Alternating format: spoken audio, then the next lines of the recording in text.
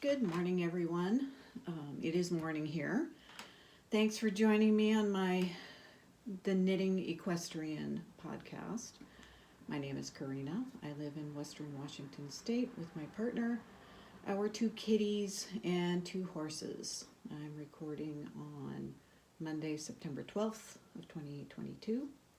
This podcast is primarily about my knitting projects, so I invite you, if you have a knitting project or some other crafty thing, that's what I like to do when I watch YouTube videos, is I knit, so please, you are welcome to join. And if you're a returning viewer, welcome back. Thanks to my new subscribers. I see you and I appreciate you very much. This podcast is also about my horsemanship journey with my 2 horses, Odin and Bragi the Mustangs. Both of those are Nordic-derived names, and they are Mustangs that I adopted from the Bureau of Land Management Wild Horse Adoption Program. I will provide a link in the show notes or the description box. And I also talk about gardening and cooking and whatever else I've got going on in life that hopefully you find interesting. This week I am on vacation. Yay! I'm spending a lot of it at home, and then later this week I am going to fly to Minneapolis and visit my mom and my sister for a few days, and we are going to Berroco, Wisconsin, to just spend some time together, which I really enjoy. This is an annual event that we started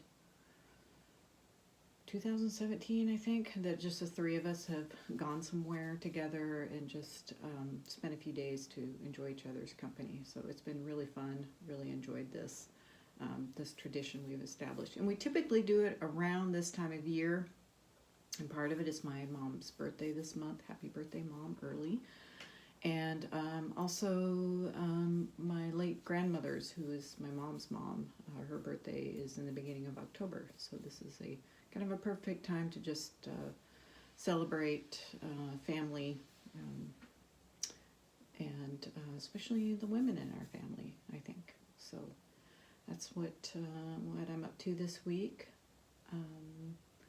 I'll talk more about some other goings on that happened this week.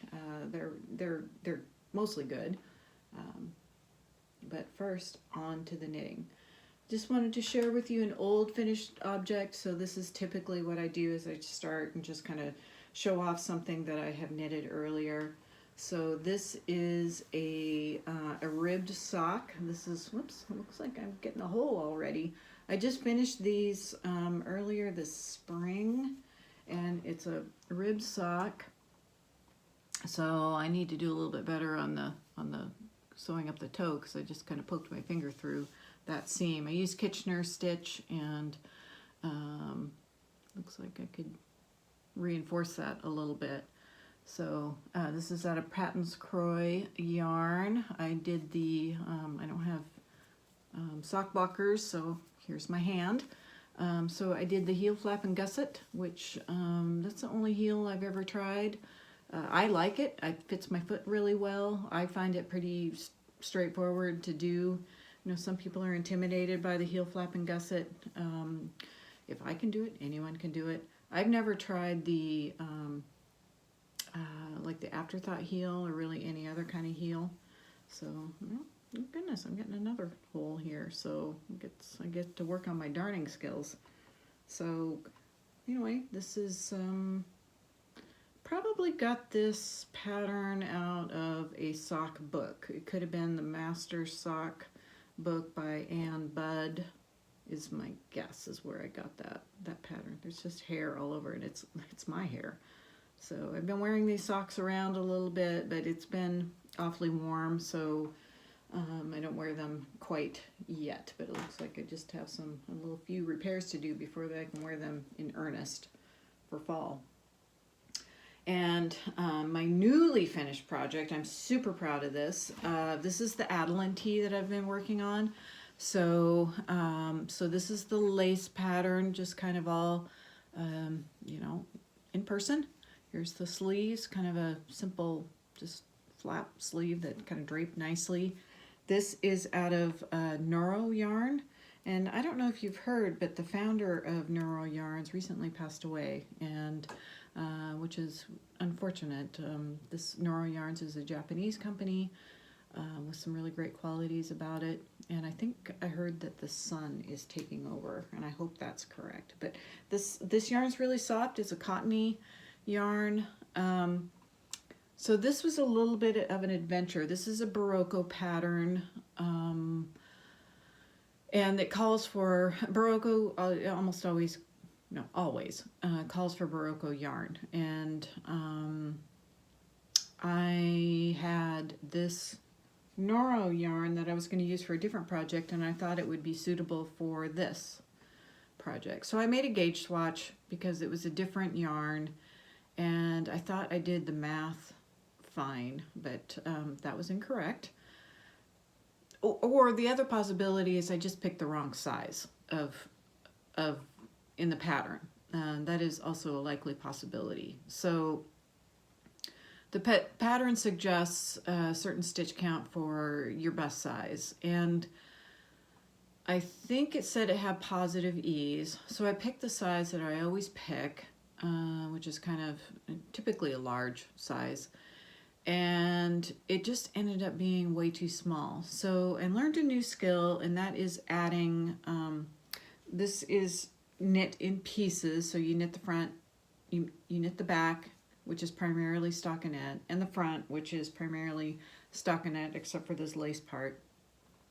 And then you sew them together. Well, when I finished the front and the back, I realized that it just wasn't going to go around me. So I looked up a technique on knitting sides together.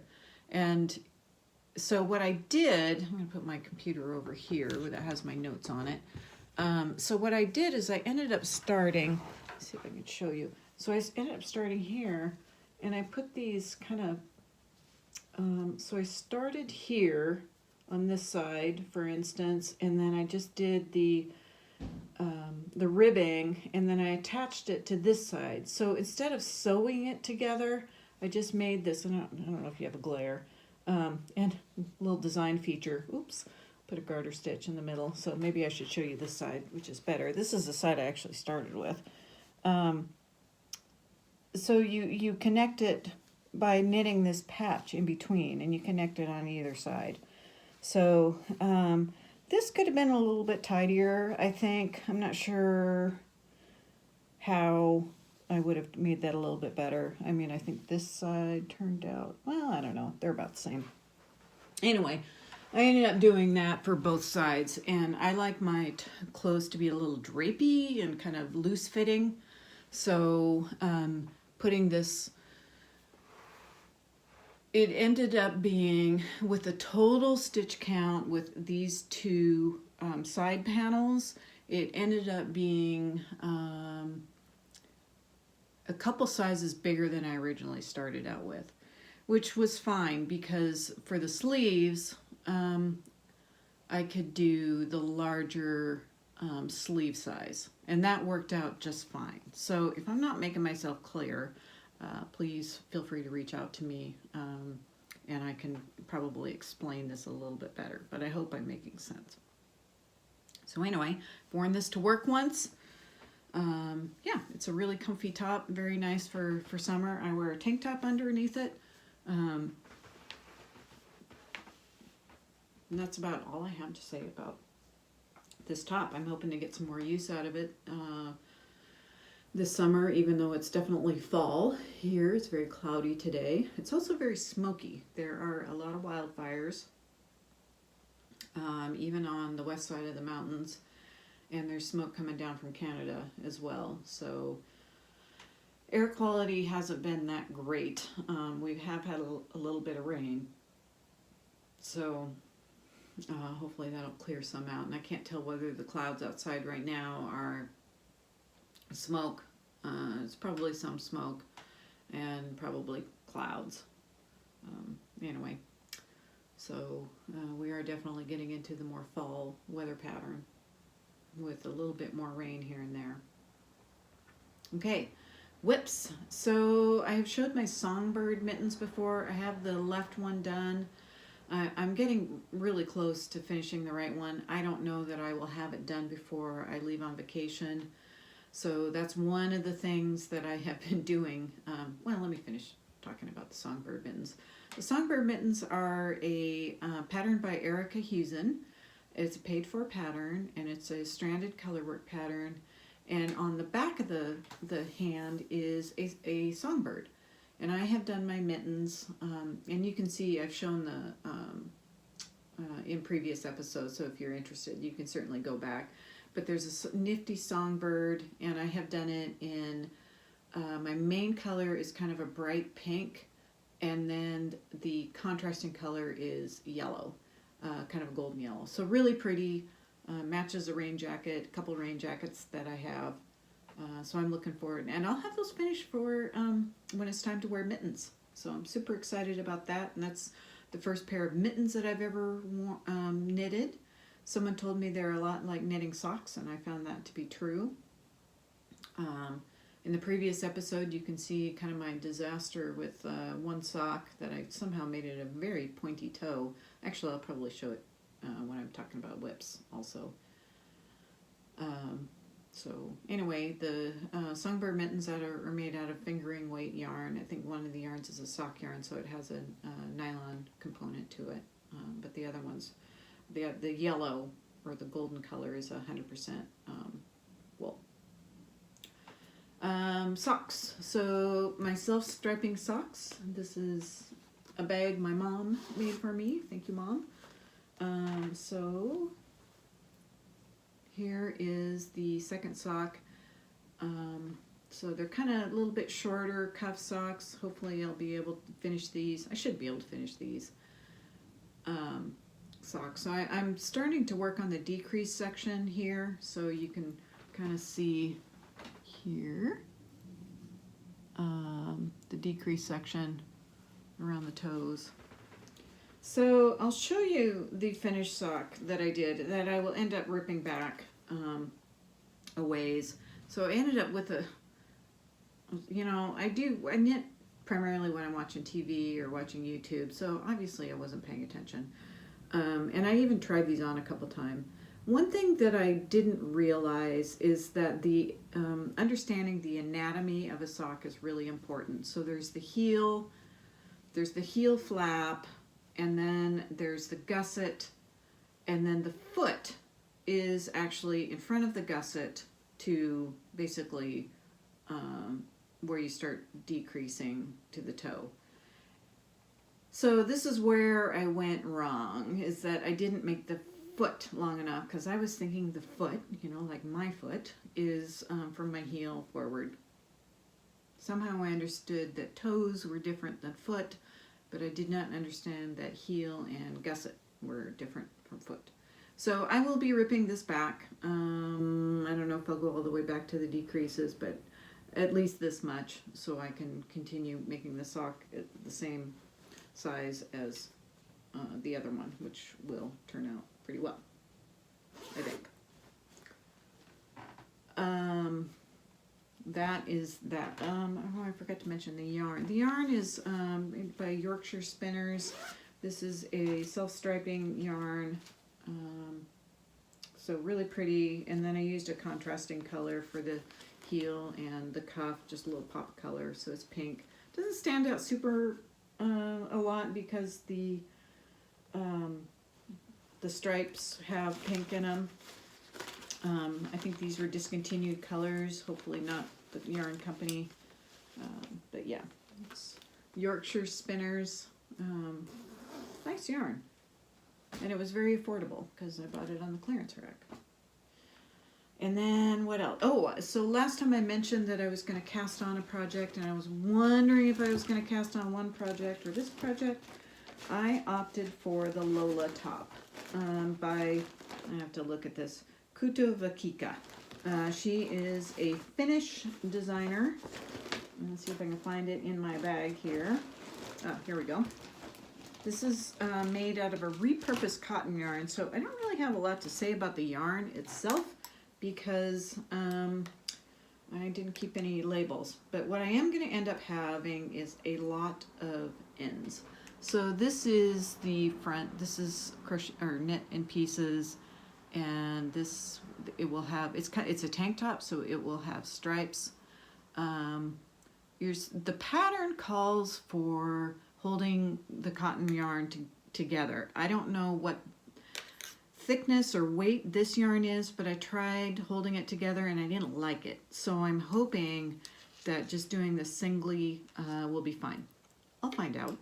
It could be a big rip back project, but that's okay. So what I have are these 2 bags of balls that I knitted out of a striped garment that I made some time ago. So these are the colors. These will be stripes. So they're little tiny balls. So as I said, I will have a lot of ends to weave in, which is fine. I'll show you the Lola top. This is a paid for pattern, and it's and she offers support. So this is Kutovakika on the cover wearing her finished object. So yeah, that's what it looks like. I think this is a great tank top. And I'm looking forward to finishing it. Hopefully I'll finish it before it ends up being winter. We'll see. But that's kind of my evening knitting. So in the morning, before work, I get up really early. I work on the mittens. And then I work on the socks a lot of times during Zoom meetings, or just kind of midday knitting. And then in the evening, I work on a garment. So that would be the tank top, the Lola top. So the cast on that I have planned, that I have kind of all bagged up and ready, that I will probably take on my trip with me to Wisconsin, is the Lovenote by TinCan Knits. I bought the yarn on a local camping trip from a local yarn dyer, Skein Tipple. They are on Whidbey Island, Washington. And my friend and I were camping on Whidbey Island, so we stopped there and bought some yarn. Got some sock yarn from her as well. So I'm getting quite an accumulation of sock yarn. So really trying to get good at socks. I seem to be struggling a bit, but you know, the more you do. I've certainly knit a lot more garments and hats than I have socks, so it's kind of new to me. I'll get it though. Acquisitions. It's been my goal this year to knit down my stash, but when I really went through my stash, I didn't really have yarn in each weight enough to actually knit anything. So I have been acquiring some yarn. So I got this yarn. I ordered this from Legacy Knits, or Legacy Fiber. I think it's, anyway, it's the mother-daughter team from, I think they're Connecticut and Vermont. So I got this yarn. So here it is, Legacy Fiber Arts. Looking forward to this. This is, the colorway is called Smell My Feet. So yeah, I love this. And their yarn smells good. So go ahead, sniff away. The other yarn I got is that this is from,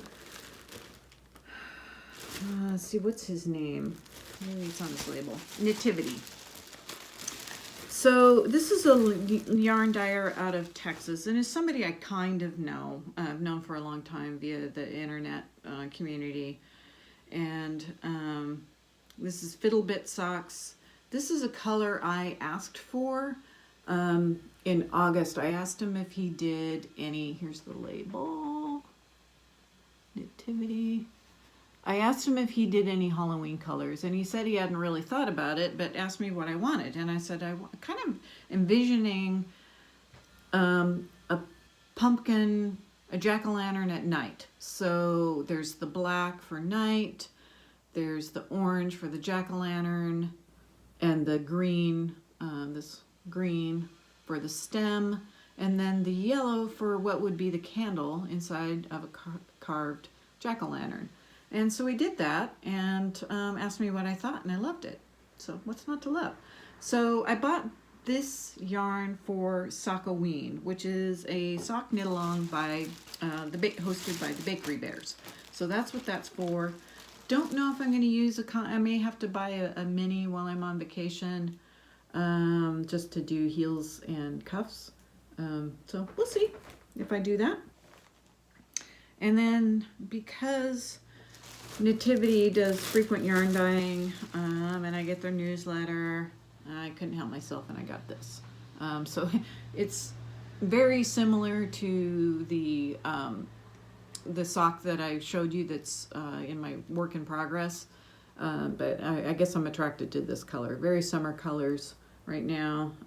So he numbers his colorways. So this is number 756. And it's hand dyed at the Nativity Studio in Houston, Texas. The yarn is 75% Corriedale and 25% nylon. So highly recommend. I have links to ordering information in the program notes. So feel free, if you like these colors and like to support independent dyers, please take a look. And then this isn't a new acquisition. This is an old acquisition. So this is a Berroco tasting kit. So they send these 6 kind of new yarns. And I got this, I want to say it was last year or maybe even the year before. And I haven't quite decided what I'm going to do with it. So, well, I spent some time. So this is Artesia hand dyed. It's alpaca, mohair, and nylon. And I didn't get to pick the colors, but you know, they're fine. They're good. These are good sizes for gauge swatches. So you know, even if I don't like the color, it'll be good for a gauge swatch or something small. Get I don't know how many. Let's see where they tell me how much I get. No. I don't see that. So this is Lana's. This is their 100% wool, and it's a South American wool. This is called Ariel. This is mohair, 85% mohair, and the rest is silk. So, so this could be could definitely hold some together here. Decide what I want to do. Of course, they offered. With this, they gave you like a catalog of patterns that you could make stuff out of. And of course, I've circled many things. This is called tiramisu. This is 38% wool, 28% acrylic, 23% Super Kid mohair, and 11% silk. So pretty colors. I can't remember what I plan to make out of these, but you know, I got 6 of these, so this could take a while. Here, this is Moki, this is baby alpaca, nylon, fine merino, and then 2% other. I'm not sure what that is, but. And then this is Millefiori Light Luxe. So this is 50% acrylic, 43% wool, 6% nylon, and 1% other. So I have patterns in mind for each one of these, so that's going to be kind of a long-term project. I have a cat that's trying to steal one of these. Yeah, you're very clever. Yes, you're very clever. I'm going to have to put away those wool socks too, because he would love to grab a sock and run off with it and rip it apart, which I would not love. So yeah, that is knitting. 25 minutes in, so I suppose I should talk about some of the other things going on. Gardening, harvesting a lot of zucchini. The tomatoes are really ripening, so that's super exciting. My dahlias are blooming. I have a teddy bear sunflower. So yeah, that has been kind of it for gardening. It's kind of getting more toward winding down, so I've been replanting greens So we have some winter salad and some herbs. So I think I've got the last of the green beans. I still have some peas. Our blueberries are almost done. I have been having to water a bit, but the sun's not quite as intense, so not quite as much watering, which is really nice. I did harvest some rhubarb, which it seems really late for that, but yeah, it's been a weird gardening year. Cooking project. So I made a zucchini quiche. So I grated a zucchini, and I didn't really have enough eggs at the time I made this to make a real quiche, which usually calls for like 3 or 4 eggs. I had a bunch of cream and some Swiss cheese. Well, I had ricotta. I had 1 egg, so I thought, well, I'll grate the zucchini. I'll let it drain so it's not super watery. I'll mix it with the egg and the ricotta and add some Parmesan, because I didn't have Swiss cheese either. And I made a pie crust. I have a kitty coming in that's probably going to walk in front of the camera, so, well, maybe not. He's sitting right beside my phone here, so if you see a black blob go by, that's the kitty cat. Yeah, Harley, I'm talking about you. Anyway, so the recipe, I was kind of loosely following a recipe in Joy of Cooking, and you're supposed to pre-bake the pie shell using pie weights. I don't have pie weights. I have never pre-baked a shell before. And I'm not sure I would do it again. I'm not sure it was really made that much of a difference. But I think the idea is so that the crust doesn't get soggy. So anyway, I don't have pie weights. You can use dried beans or you can use rice. Well, I have plenty of rice. So I used rice as the pie weight, pre-baked the shell as instructed. When I took it out of the oven, I realized that I had missed the step of putting parchment paper in between the pie shell and the rice. So when I dumped out the rice, it was like, oh, whoops. I was able to flop the pre-baked pie crust back into the pan and kind of scrape out the rice. But I couldn't get all of the rice out, most of it out. And I thought, well, the filling is fairly liquidy, because I think I added some half and half to it too, because that's usually part of a quiche recipe. So I thought, well, maybe the length of time that it takes to bake the pie, that will soften the rice. Well, suffice to say, it didn't. So the rice was a little toothsome. Fortunately, there wasn't much, but I don't know. We had a little bit of a joke. It's like, oh, rice.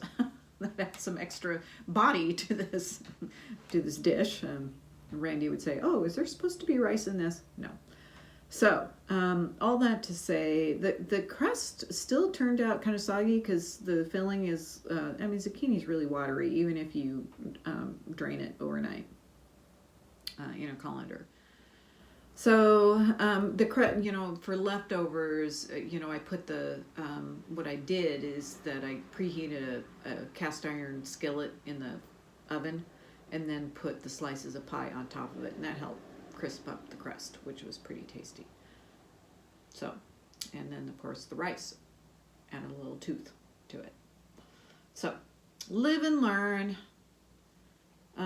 The horses, so it's been really smoky, like I said, from all the fires. So it's just not, the air quality just hasn't been good for anyone. So I hadn't done much with them. I had plans to go trail riding this morning, but it's just still too smoky out, and the horses, they cough and stuff like that. So, and I can kind of feel it in my voice and kind of in my throat. So decided to give the horses a break. I did do a little bit of trailer work with them. I've had my horse trailer parked up front, because the other thing that happened this week is that the horse paddocks, I got a grant from the local conservation district to mitigate the mud that happens in the winter here. So in the wintertime, the horses don't have very many dry places to be, and so they ended up standing in mud. I mean, not like hot deep mud or anything, but it's definitely, can be above their hooves in some places, and that's just not good for their feet. So this project was 3 years in the works, and it got done. This started on Friday and finished on Saturday, and it's beautiful. So at the end of this video, I will show the newly graveled, leveled, and well, they're slightly sloped to allow for drainage. But the contractor took out some of the soil and put down landscape fabric, and then put 6 inches of gravel on top of it and compacted it. So it looks really nice. Yeah, looks great. So the horses have been on vacation because of that, because of all the disruption and the heavy equipment back there. So I haven't been able to really do much. So hoping to go on a trail ride on Wednesday. We'll see about the smoke. So that has been what's going on. Oh, yesterday.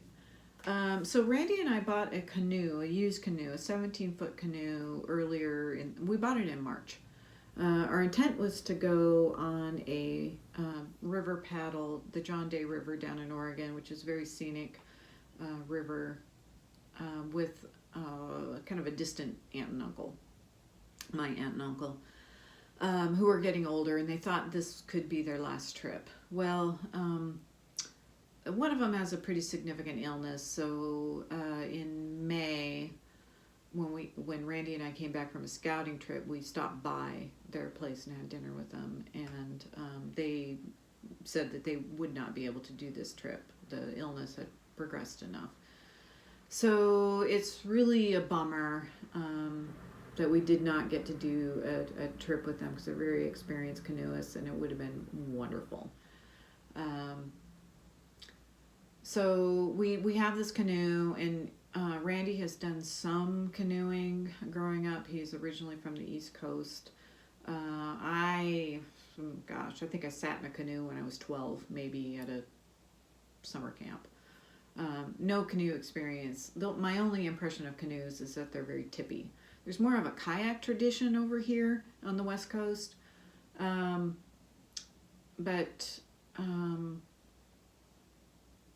Yeah, so we were very much influenced by a lot of people who canoe. Randy's aunt and uncle, who live in New Hampshire, have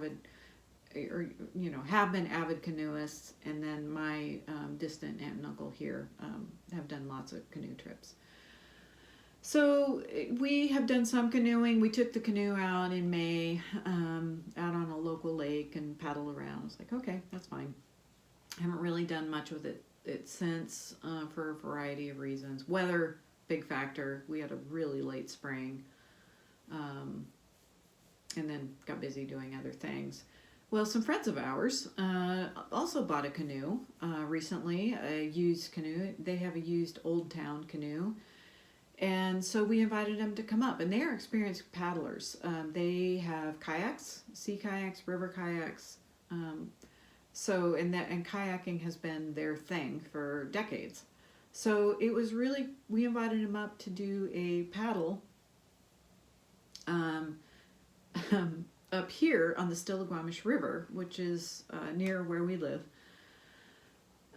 So the unfortunate part is that Randy and I are both novices. We planned this, and so we were going to canoe from Arlington towards the bay, Port Susan, which is between the mainland and Canoe Island. We were thinking, it'll take a couple hours, might be 8 to 10 miles. Well, it turns out river miles are a lot more.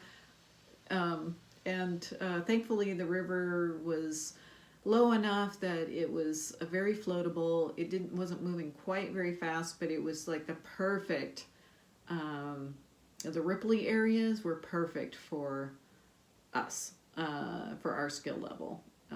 So Anyway, what I thought was going to take like a couple hours, it took us at least 6, maybe closer to 7 hours, and it ended up being over 16 miles.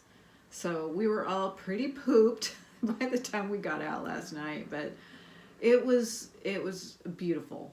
I will include some photos of that as well. So, and then I think some of the photos will also show the smoky sky as well. So that was really great. Our friends who live down south near the capital of the state, they left this morning. They spent the night and left this morning. So it was really great having them here for our, truly inaugural trip. And we hope to have lots of future trips planned, canoe camping on the lakes or some other like kind of low river trips. So anyway, that is all I have. I have included in my show notes the inspiration that I get, resources for podcasts and websites for knitting and horsemanship if you are interested. So have a great week. I will hopefully see you again in a couple weeks with perhaps some photos from our stay with my mom and my sister in Berroco, Wisconsin, near the Mississippi. All right. Bye.